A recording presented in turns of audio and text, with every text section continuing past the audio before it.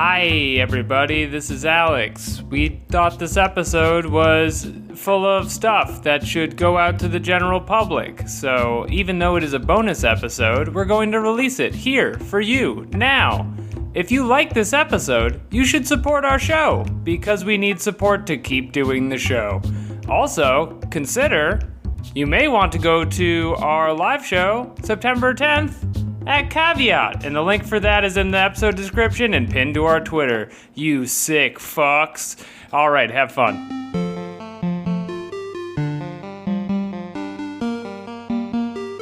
Lock them into positions of hopelessness and helplessness. The government gives them the drugs, builds bigger prisons, passes a three-strike law, and then wants us to sing God Bless America. No, no, no. Not God Bless America.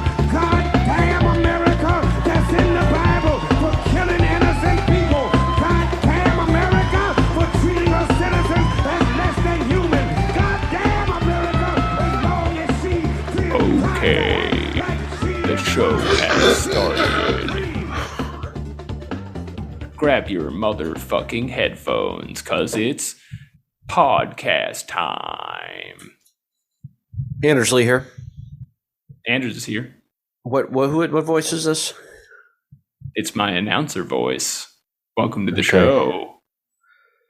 Why not head on down to the lobby and get some snackaroos? All right, this is creeping me out. Did you ever... I went to Nighthawk a week or so ago, and they have like explicit advertisements for bonbons, which is just like the concept of candy. Like not even like a real candy. As in, like, they do it as sort of like a vintage ad, like this is a throwback, and they don't actually sell it there? Yeah, like they're just like, they've moved past the visceral in the psycho realm and are now directly touching the meat of your brain. And so that's what I'm trying to do at the start of our show. Get people thinking bonbons? I don't start a lot of these. I'm kind of like a background character. I would have started if I can still do that. No, this is what we're using. Damn it. All right. Yeah. This is it. Ladies and gentlemen, welcome to the show. It's me, Alex Patak. I'm here. Jake is off in his research chambers, his pod. He's researching the chemical elements of cocaine, whatever the chemical combination of cocaine is. Right. He's on the verge of a breakthrough. Right. He's about to untap it all. So I think that's probably going to be pretty big when that comes out.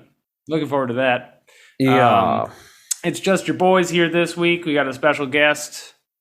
We're talking climate again. How do you feel about that?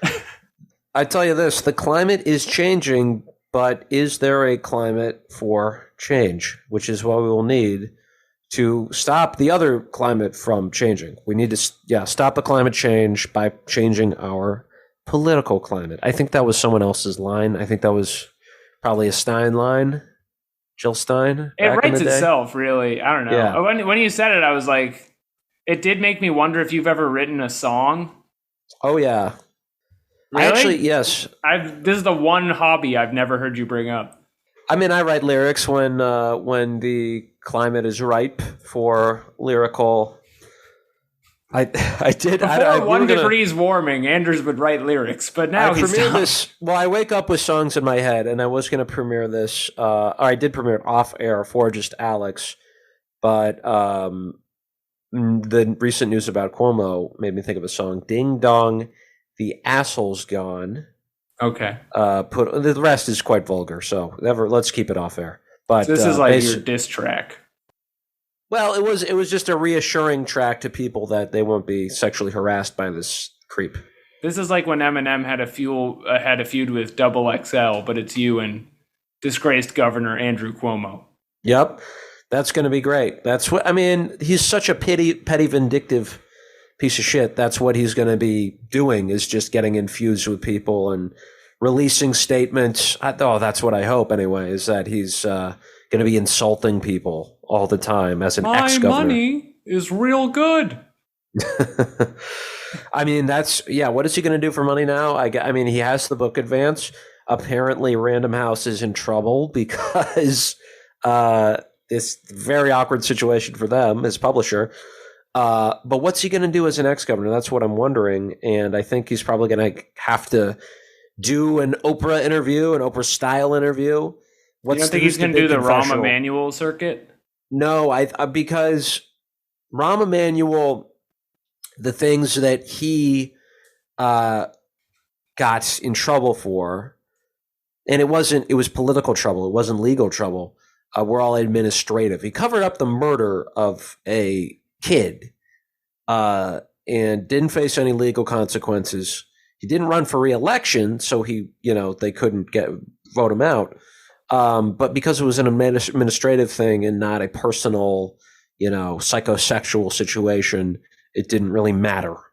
So he's fine, and he can do the circuit for talk shows and stuff. Cuomo, I don't think the public has that doesn't luxury. care about murder as much.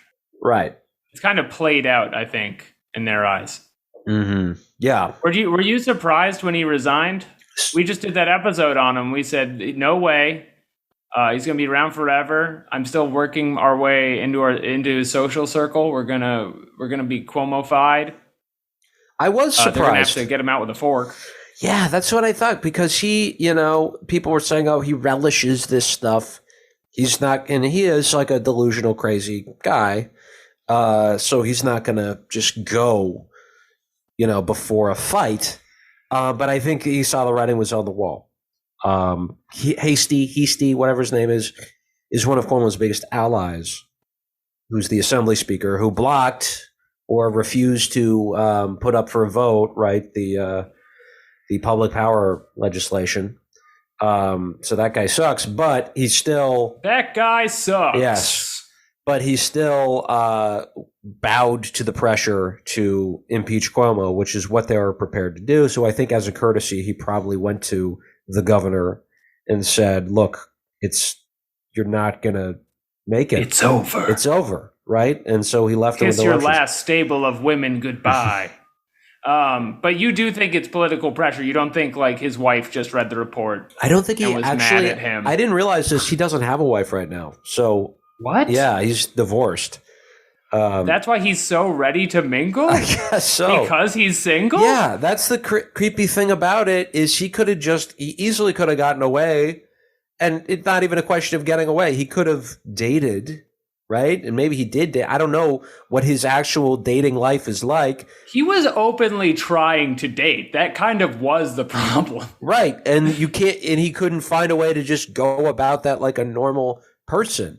He's not even cheating. He's just failing to pick up chicks. It's worse. Yeah. It's a worse version of the scandal. Right. His wife probably could have saved us a few years if she'd just gone on record and been like, Andy's weird. That's why I left. He's weird. He didn't learn. That's not how you ask women out. You begin by apologizing. And step one. Right. And then you... this part is for the max. Yes. You preemptively apologize. You send a no worries if not. That was my number one tag. That's a big part of it. To all of my, date requests when I was a single mingler. What do you throw in there? For me, it was no worries if not. At the end of do you want to hang out sometime? No worries if not. I would do regards. You would just say regards, no apology. Women often worry that they don't have your regards. True. Because that means they've been invited to the table for negotiations. Right. And I think you got to, go to the compromise with the negotiation. Assume that they find you disgusting, which Cuomo did not do, and he should have. And you say, apologies in advance. Would you like to get a drink sometime? If you say no, I will never speak to you again, but not in a mean way. I will be totally... I will respect your boundaries and never speak to you again. That's what I say. Would you like to do bar trivia? That's what he could have asked. But he didn't, I think he could have gotten away with, and again, it's not a question of getting away. He could have just asked his female friends and coworkers, hey, I like this person. How do you suggest I go about asking them out. It could have been a fun little office romance, but that's not how he does things. He needs to be large and in charge at every waking moment. So he was a creep and went on a power trip. Brought down by his own sexual enterprise. Yeah. And now we have the king of the vampires. That's right. And now we got Kathy Hochul coming in 2 weeks. And what I want to know is and I'm sure the legal scholars are already looking at this, what unilateral authority is she going to have in the next 2 weeks to like give himself, is there a way he can give himself immunity? That's what I want to know. Why 2 weeks? What's happening? There's got to be some. I think it's just polite. Is it? I think the polite thing to do would be to leave like months ago. He's gotta wrap up his files. Well, that's the thing, is there probably are files. There's probably favors he owes his wealthy donors, and so he's... Don't you think there's a world where he stays in there but just keeps giving us concessions the entire time? I feel like that's kind of the best possible scenario. But people don't realize this guy was like the linchpin stopping all progress in New York State for 10 years. Right. So, like, he could have, just given us some more shit. He already made weed legal. That was cool. Well, the funny thing is that his compromise that he was going to do in lieu of leaving, he said, like, all right, how about this? You don't impeach me, and in exchange, I will not run for a fourth term. That was his big compromise, is that he doesn't seek re-election, which is just delusional at this point. Like, this is just a few days ago. That's what he was putting on the table. And they're like, I'm sorry, it's over, dude. Well, if you don't take the deal, he can resign, then come back, run again. Which... He had his time off. He's rested. Right. And let's be clear, do not put that past him, because he is absolutely thinking about running again. He's running. Hillary Clinton is backing him. Yeah. He's going to do some...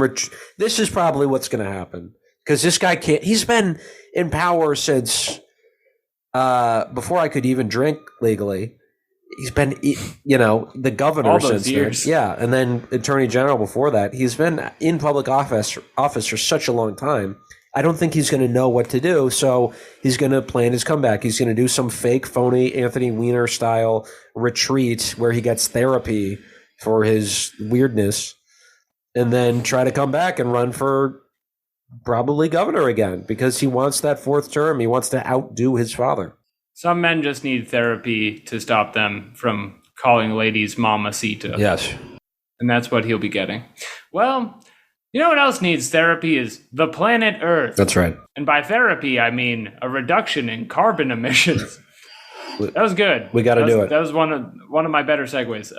Congrats. So that's what we're talking about now. We got a very exciting guest. Let's cut to the interview and let's play it.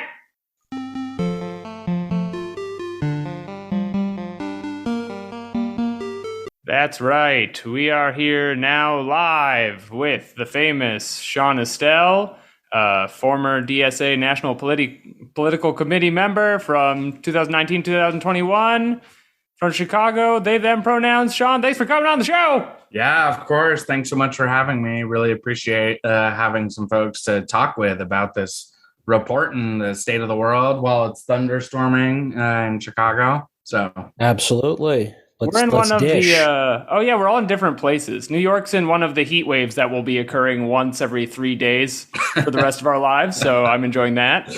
DC has desertified for the month of August. Yeah. We have Lake Michigan is currently like being emptied and dropped onto the rest of Chicago. So, ooh, I mean, at least it's not happening on St. Patrick's Day when all that stuff is green, or is that just the river? Anyway. No one knows. Exciting time for all the big climate heads out there, where we get an update on this shit once every 6 months and get to go, nice, looks good. I was right again. Yep. Yeah, keep it up. So let's start with the good news, which is there any? There's like a little bit. Well, the good news is that there were 700 people that were on our Green New Deal for Public Schools launch last night. We're starting a new campaign despite all of the bad news that's been tweeted about in the last 24 hours. So, that's the good news. And, we can dive into that after talking about the report. That like a lot of us are still in motion, which is really good.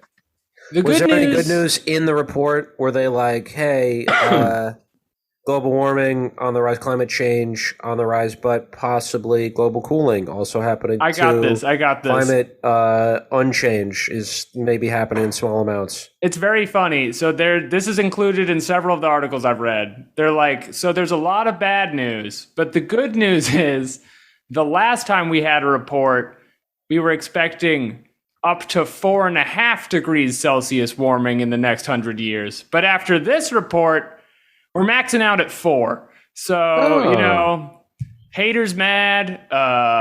Only 4 degrees warming in a worst case scenario. We're hitting the dab on it. Forget about turtles. You're not going to see turtles anymore. I also read that there was some good news. Basically, that like if we hit net zero as rapidly as possible, then the scientific consensus basically is that there probably is not going to be such bad feedback loops that it's just going to keep warming forever. I think they modeled the different pathways, and I think there is one pathway where like there's just runaway climate change forever if we just keep using fossil fuels. But I think that the sort of other end, which is if we hit net zero, we do as much as possible, that, it's not like everything is going to suddenly end up like the ice caps aren't all going to immediately melt and release all the methane. Like the worst case scenario it seems like there is a way to avoid the worst case scenario. But yeah. Well, that's good. And how do you know all this stuff? It is good. Because I'm always curious when socialists and leftists are scientifically, mathematically inclined. I think that's a good thing. We need less people like me and more people like you. How did you get interested in science and socialism and combining the two? Yeah, totally. So I do not really have any scientific training at all. I got a theater degree in college. Oh, boy. Okay. Yeah. I know what that's like. But when I got politicized during my time at university, I was part of an environmental group. And there were a lot of scientists that were involved in that group. And so they basically helped myself and other people like find the right places to look and how to digest that information in a way that was useful, in a way that we wouldn't get lost in all the numbers and in that we wouldn't understand, but in a way that we could pull things out and learn how to communicate it with other folks. So, and that's the great thing about studying acting is you soak up your the people you study and you digest their information in there and you make it seem like you're an actual scientist. You could have fooled me. Totally. One of the many perks to acting, which we will need in full force in our Green New Deal. Yeah, I think that does sort of hit the nail on the head for in terms of addressing the problem here. Is there's a common understanding in public culture in America and internationally that if there's a science problem, you need a scientist to solve it. But I want to get into the details of the report here. But essentially, that is the wrong way of thinking about it. Scientists have known what was going on since like 1950. They are not going to solve it. It's a political problem. Right. There's no like numbers going the wrong way or anything. We saw this coming a mile away. Mm-hmm. Yep, absolutely. And like, so there have been individual scientists who have studied the problem for a really long time and who have been like raising alarm bells for a really long time. But it wasn't until the 90s, like late 80s, early 90s, when it started to become enough of a problem that people were like, okay, we need to actually start building scientific consensus around this and like pulling from all of the different fields together and connecting it to the possibility for policymaking around it, because there was the ozone holes that were happening, like this other big global problem. And people basically were like, we need to identify a way to utilize the science to create policy solutions. But in order to do that, we have to have a sort of scientific consensus that is apolitical. And so they worked at the UN level to create the UN Framework on Climate Change and the Intergovernmental Panel on Climate Change, the IPCC. So that's what you might see on Twitter when you see things like IPCC report is trending. That's the body within the UN or adjacent to the UN that is gathering all of these reports. You know, there's tens of thousands of scientific reports that go into every single one of these synthesis reports that is put out by the IPCC. So this latest one, basically this is the 6th IPCC synthesis report. And since they've started doing that in the mid-90s, and so this report that just came out on Monday is the first working group, which is the like basis for the physical science around climate change, and it's an update on that consensus around what is causing climate change and like how bad it is and what the effects are and that sort of thing. Right. It's weird if you're plugged into this kinds of stuff because, you know, we get this big report that comes out and it confirms a lot of the things you're already worried about. But the real breakthrough in the science here is this is every country on earth signs on to this thing. And like the big development is, okay, we all agree it's man-made now for sure. Before we were only 98% sure, but now we're 99.3% sure. Yeah, totally. I think the language in the last report was like, we are reasonably sure that it's man-made, and now it's unequivocally sure that climate change is man-made. It's, you know, this is the sort of thing that when we're building the climate science, they quibble over these words. And then the same thing ends up happening with the political solutions too, like the Paris Agreement. The words go back and forth, and people will never sign on to reports that actually have binding solutions. And then they'll create days and days and days of essentially stalling. That's why a climate agreement failed in 2009 in Copenhagen. And that's why the one in 2015 in Paris isn't actually binding to anything, because the US and other powerful nations were like, well, we're not going to hold ourselves accountable, and we refuse to sign on to this if it has any words in it, like individual words that might make it seem like we might be held accountable. I don't want to feel scared. I don't want the report to scare me. So what did it entail when Biden rejoined the Paris Accords? I mean, does it really mean anything?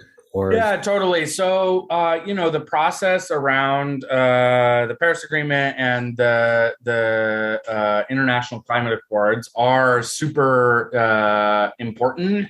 They're completely inadequate. But to me, they are important because they are the one venue where we have both like those with decision-making power and also civil society and scientists coming together across countries to start that dialogue of what it is going to take to solve climate change, because it is going to be like a global solution that has to happen. So in the way that like the UN is totally inadequate and always has been, and it has always been in some ways gamed by powerful nations like the US. But then also there have been countries like Cuba and leaders like other folks who like go into that space and say there is potential here. In that same way, I think we have to recognize the fact that like we could hold people accountable through that framework.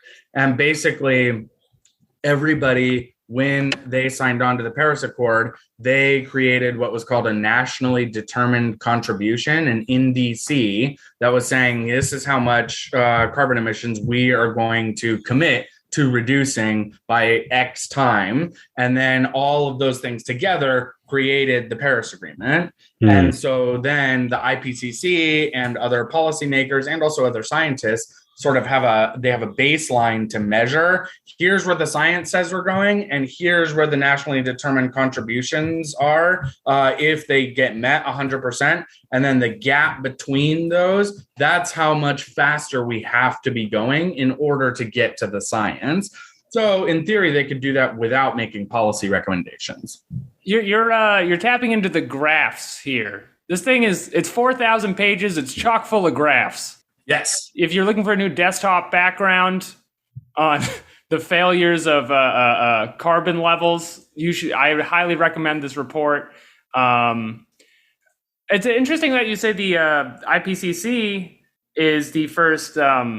It's a subsidiary of the UN. We did an episode with Kim Stanley Robinson about his book Ministry of the Future, where the hypothesis is essentially if you get a really good subdivision of the UN, they can maybe kickstart some things going that gets everybody else on board for actually addressing climate change. But the fact that we have a soft version of that now is not super inspiring for that method of solution, I don't think. Totally. I have lots of thoughts about that book because it's really fascinating. Like, this is totally based on something that could really be happening, but also it's a completely different world too. And is it actually the solutions that we want to be trying to get people to? I don't know. Yeah, it's interesting because it seems like it's neither a dystopia nor a utopia, but like an okay-topia.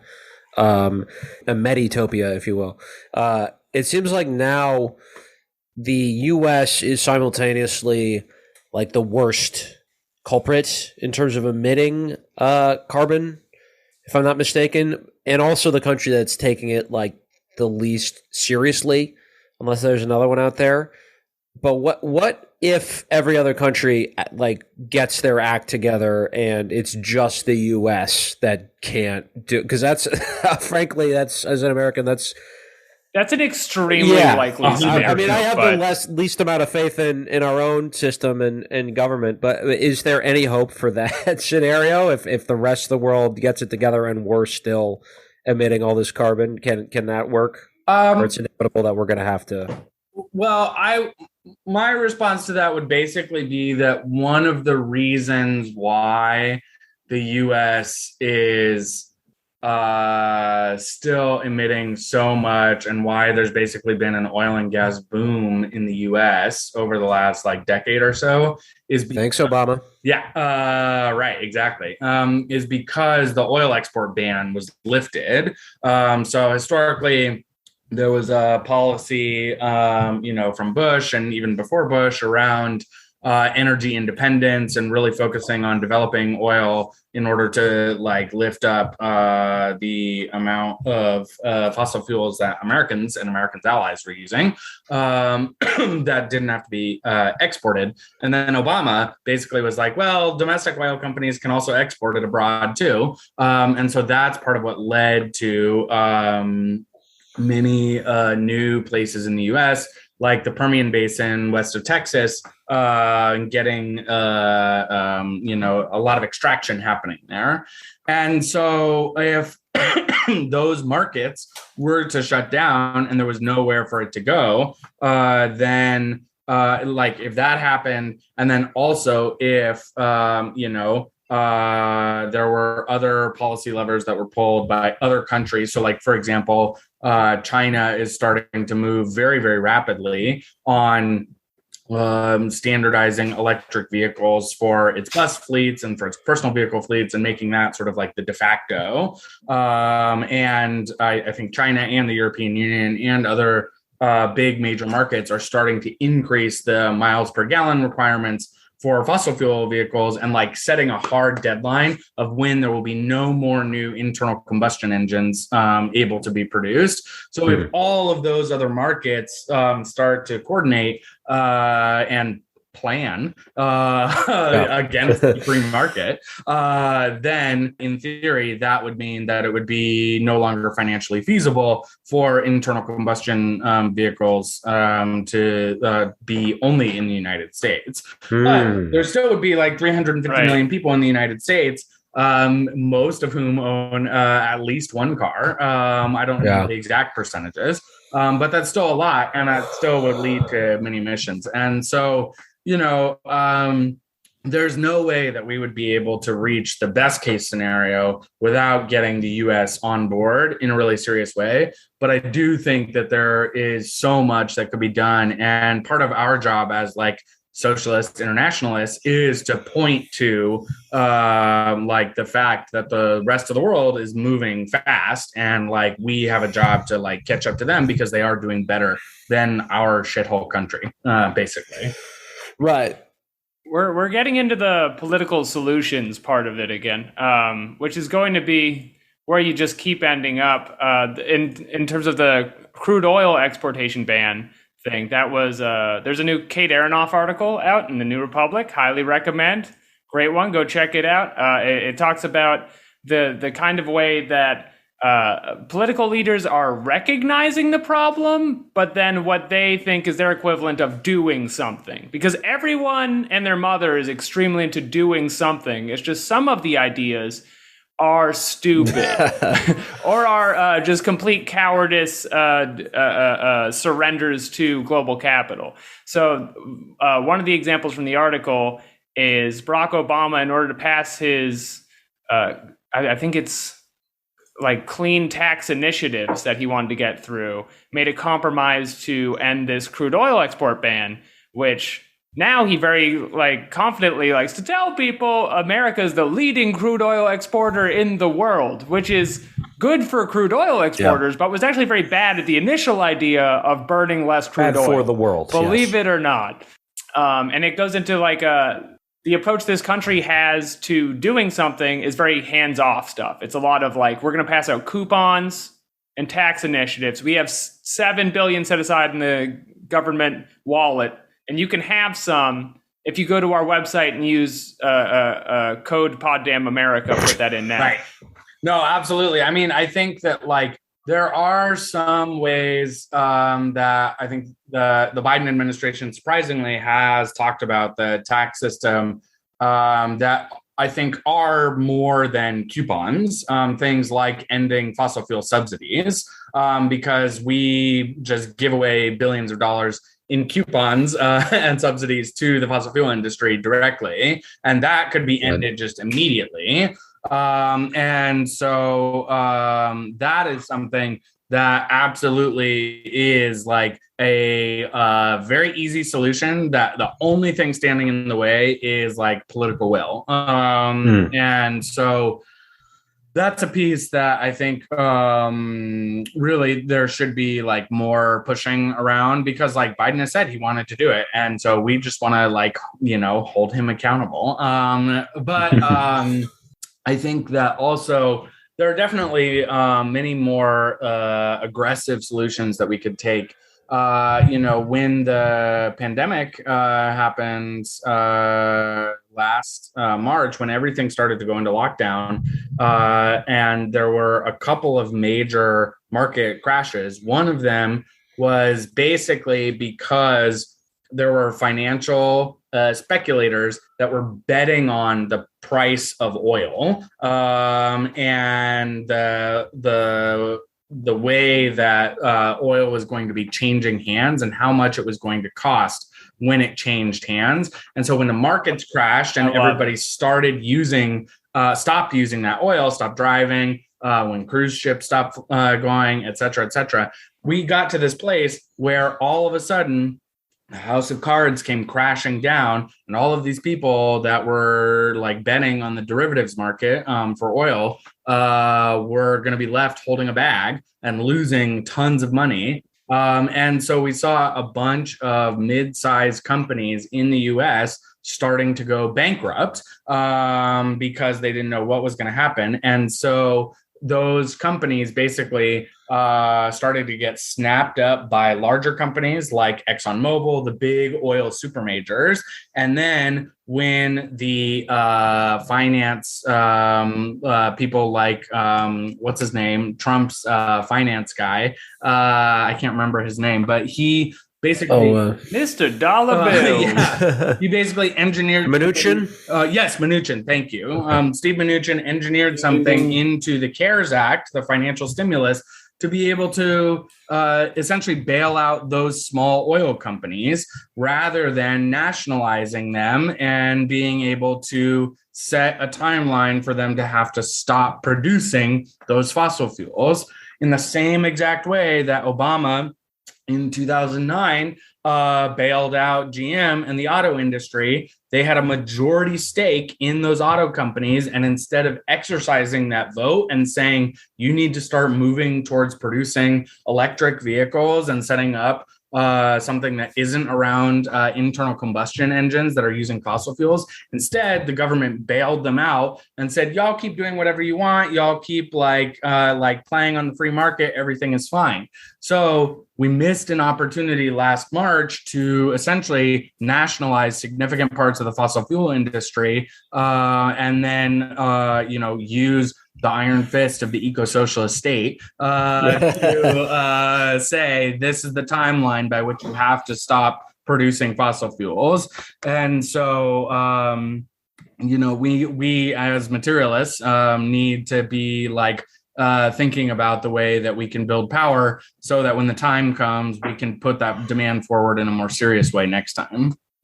Right. The question becomes essentially like, oh, the adults in the room are not in charge. How do we just take the table from them at some point? But I mean, there's some like fun stuff to talk about the capitalist vision of the future right now. Like the Biden infrastructure bill that I think it passed this week. In the Senate, there's both a reconciliation bill that's like Democrats only, and then there's also a bipartisan infrastructure bill that's mostly roads and highways. It's getting like horse traded between the Senate and the House. It's like very confusing federal legislative processes. Right. I can't believe I can't keep up with this. But I did see the fun clickbait headline that Hyperloop is now officially part of the deal. As Americans, we are behind Hyperloop. We're getting in the car with two people in it, and we're shooting through the tube, and it takes you underground past the fires. Oh, my God. Elon Musk wanted to bring that to Chicago and like put it along the same train line that took people from the airport downtown. He literally wanted to build a tunnel that just went next to the train line that working class people would use for rich people to like go with their cars. So we wouldn't have to like touch the pores, basically. God. Yeah, it's a great pores avoidance device, which is not how they're marketing it, but it seems like the best use for the thing.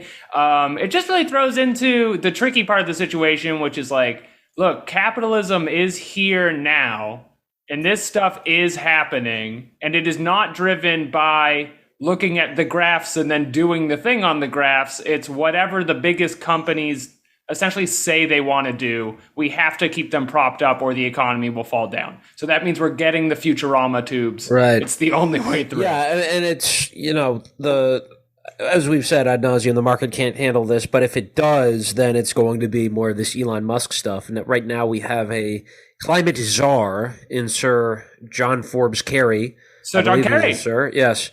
And he likens this to World War II, which I don't think is a bad sort of analogy, especially when it comes to like a just transition. You compare that to like the GI Bill, because I think and this is something that eco-socialists have started to focus on as well, is radicalizing and organizing fossil fuel workers, especially ones who have been like laid off. But and I heard in an interview, this is from a few years ago, where he said that the genius of the Paris Agreement is that it set up all the circles and then the free market fills in the blanks. Like this is very much a market-based, we're creating a new economy. And if you do create that new economy, which you're not going to be able to do without massive state intervention, it's going to benefit, the wealthy elites. And it's going to protect basically, the elites from the poor and from climate change.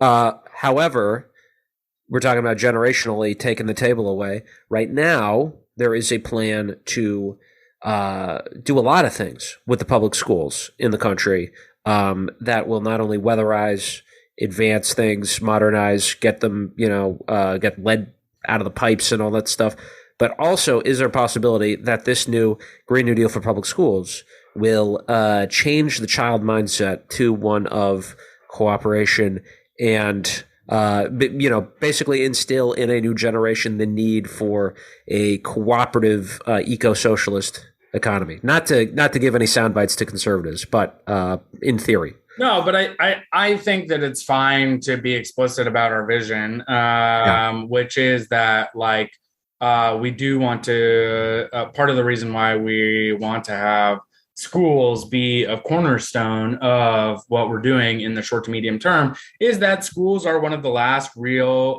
public institutions that are left in this neoliberal hellscape that we live in. And so we can like lean into the fact that like we want to, save that public institution, and 9 out of 10 especially Black and brown kids, but also working class more generally kids are participating in. And that's okay. And it's okay to say like the conservatives are wrong when they say that there is no such thing as a society. In fact, there is such a thing as a society. And, I would argue as like a Marxist that not everybody has to be a Marxist or a Leninist or whatever. Like, even if you're not a socialist, you should still believe in this idea of investing in public goods and in that like society of cooperation that you're talking about.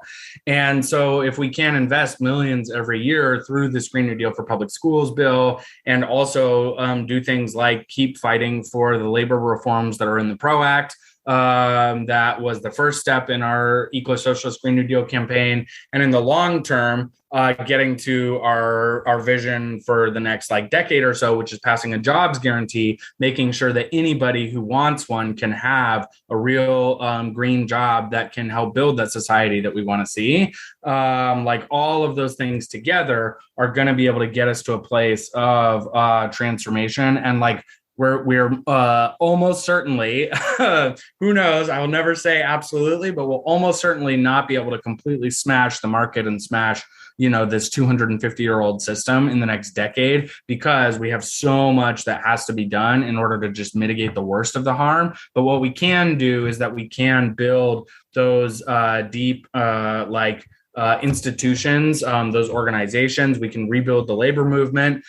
We can have people that are going to fight for us and stop the worst of the harm, and also create the possibilities for us to keep fighting. Like that is what we are doing as eco-socialists and as socialists right now, is we're basically trying to like open up enough space for us to keep fighting and make sure that the world doesn't totally collapse. So yeah. So this is the America's premier goth socialist podcast. Thank you for listening.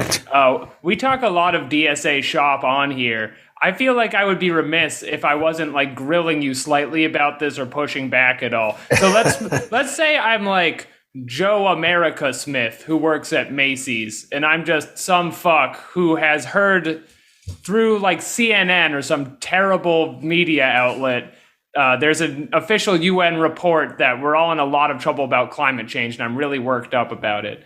As DSA, like, how does it behoove us as socialists? Like, how do we tap into new people being like, I see you're concerned about the superstorms, and we're going to redo our public schools. Like, how do you, what is the strategy behind this specific leg of it? Yeah, no, absolutely. So I think that the basics of the strategy are that, again, like 9 out of 10 kids use public schools. And so probably that person has either a kid directly or knows somebody that is in public school. And oftentimes those public schools have crumbling infrastructure that is on the verge of collapsing even more because of those superstorms, because of that extreme weather. And so the idea is that if we're investing in things like green retrofits, which is going to require work and labor, then we'll be able to not only bring down a bit of emissions and do it in a systematic way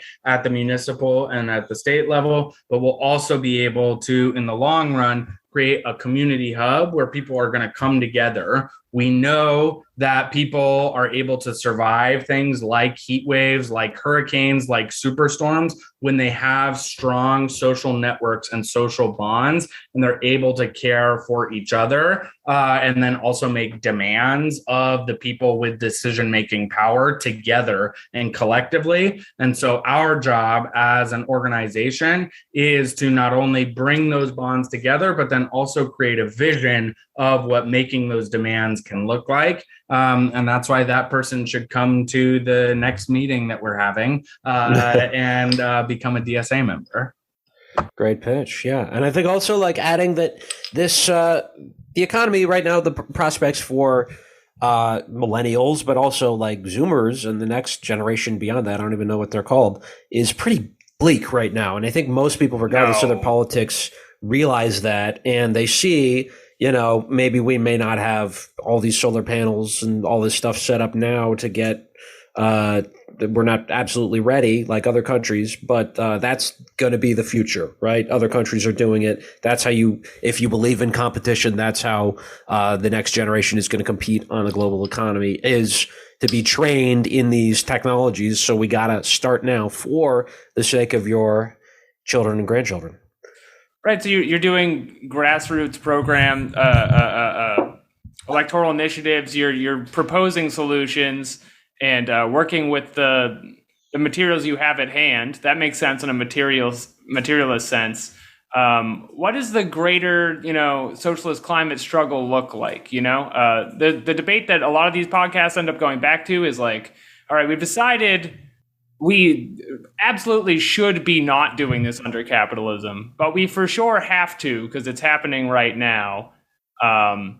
What can we do within that? Like, what do we target within that? And like, where do we work alongside the other climate groups, like Extinction Rebellion, or all these people who are like massive swaths of mobilized liberals, but they're like not doing anything particularly productive?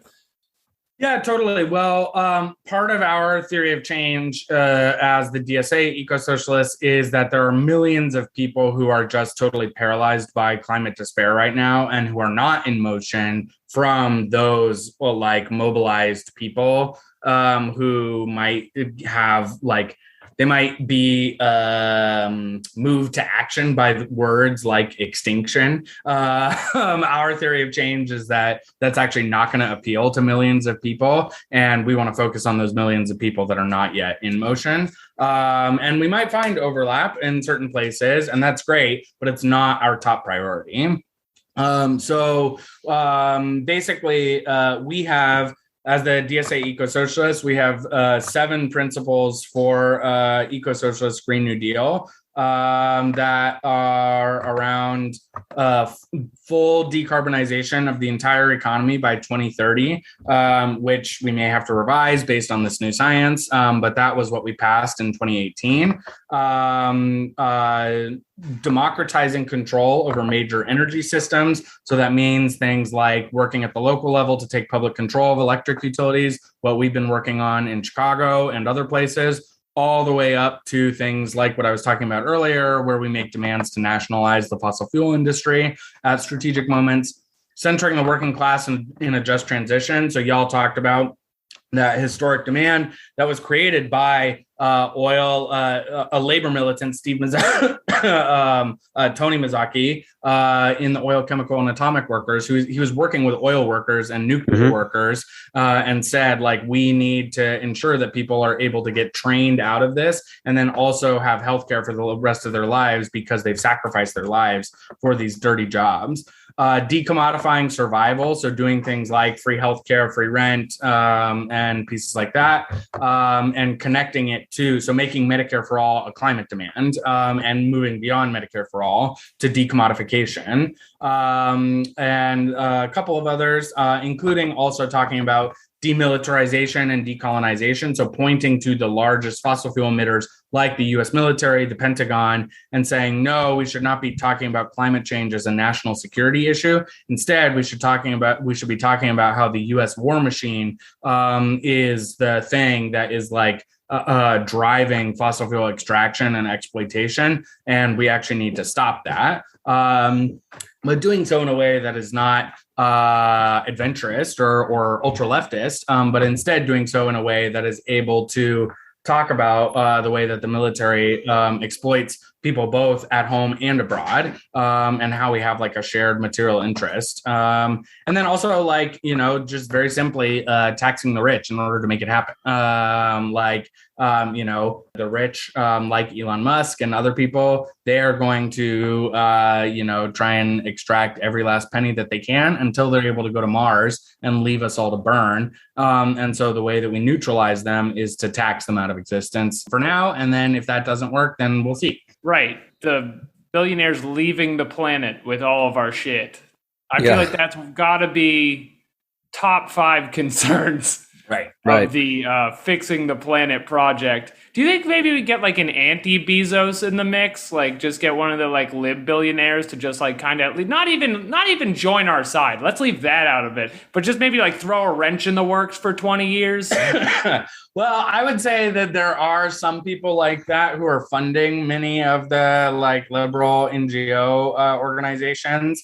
I think that there are some people like that, some of whom I know, who do have access to a lot of wealth, that are, I think, trying to do their best to redistribute money. But what we actually need, and I think what they will say oftentimes too, is that what we need is like systemic fixes that are going to not only take their wealth, but also the wealth of the people who are like trying to fight against us politically. And that's good. And it'll do things like systemic redistribution of wealth.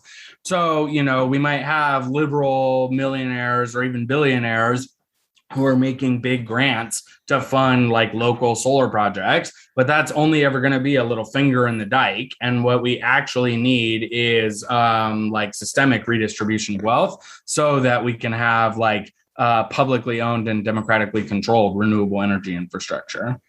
Right. I think the basic response to that is like if billionaires were capable or wanted to really stop climate change, it would have happened by now. Like they've been throwing money at different projects and things for years, but it hasn't really threatened their own power, which is what we need to do. Totally. Well, what impressed me, like with the Bezos space thing that happened a few weeks ago, and we talked about this, is you have these like economic titans who like single-handedly control U.S. policy. And they do stuff like they have their own little spaceship games they do or whatever. And you like project like this guy, he's got a plan. He's going to leave us all to eat dirt. And he talks into a microphone. And it's just astounding like how dumb these people are. Like he said something about like how important it is that we start mining asteroids. That is something completely out of touch with the current situation. Well, it doesn't matter how many more rocks you have around here. That's something we're going to have to end up doing if we don't like actually address climate change in all the ways we need to.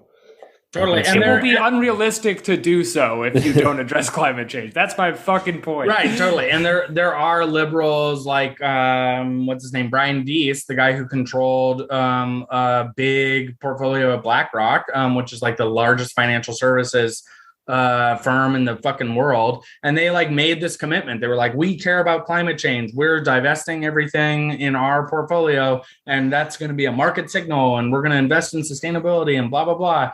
And then Brian Deese, went on and got hired by the Biden administration. And what did the Biden administration do in response to the IPCC report yesterday? They put out a fucking press release to OPEC saying, please drill more oil. And so like, of course, these people are still going to be thinking about like how to make a profit over anything because that's how the system works. So, yeah. So rounding out here, if you're listening to this show, you are some stripe of lefty. You own a crystal at your house somewhere. The real game here is activating people kind of by shocking them. Like you can't just play video games through this, but then not spooking them so much they go catatonic. Right. So the question for the day, and this is what I want to round out on, is it cringe to maintain hope? Discuss. I think sort of. But here's what I want to say, sort of to that point, is like, just if we're thinking about getting people on board strategically, it doesn't matter how true this is. If you go up to somebody no matter what their background is, and you say to them, you need to get involved in this for your own moral sort of edification, and you need to give up things in your personal life, they're probably not going to join. Maybe some people, and that is who has joined so far. Heroes. Right. But rather than making just an existential point about, the future, which is all true, right? But I think there's probably an argument to be made that consumption overall will probably have to go down. But it's probably not smart to lead with that argument, no matter who you're talking to, and not make it about this catastrophism. Excuse me, it's a difficult word. But as true as that is, I think we need to make a very practical case to people that this is good for you, this is good for your family. Let's do it. Yeah, absolutely. And thinking about how some of the things that cause the worst emissions are also the things that cause everyday minor disturbances all the way to major health issues in people's lives. Thinking about the smoke from the wildfires in the Northwest that both emitted a ton of emissions, and then also everybody around me, those with asthma and those without asthma, had a terrible racking cough for a week, and so thinking about how we are bound together and we need to have solidarity with each other. And that's a very material thing. It's not just about morals. It is a very material thing that we have to be able to be in solidarity with each other around this. And in terms of being cringe about having hope, no, I mean, it's I've been doing this for almost a decade, and I've been aware of every IPCC report, and sometimes it's really depressing and it is hard to have hope, but I've never given up hope. And actually, in many ways, I'm more hopeful than I have ever been,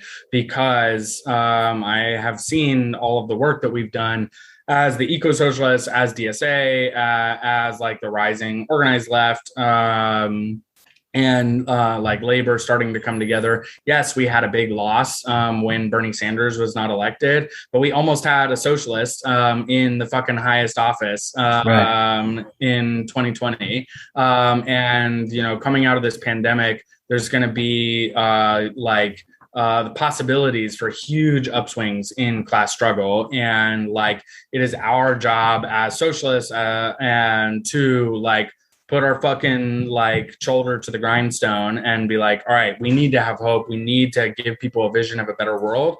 We've been doing that for hundreds of years, and now is not the time to stop, because every ton of carbon that we stop, every fucking life that we're able to save is gonna be worth it, no matter how bad things get. And so yeah, more life and more solidarity is always the way that I go about it. I would argue anybody who's been in a life-threatening situation knows that sometimes it is cringe to save yourself, but you should do it anyway. Right.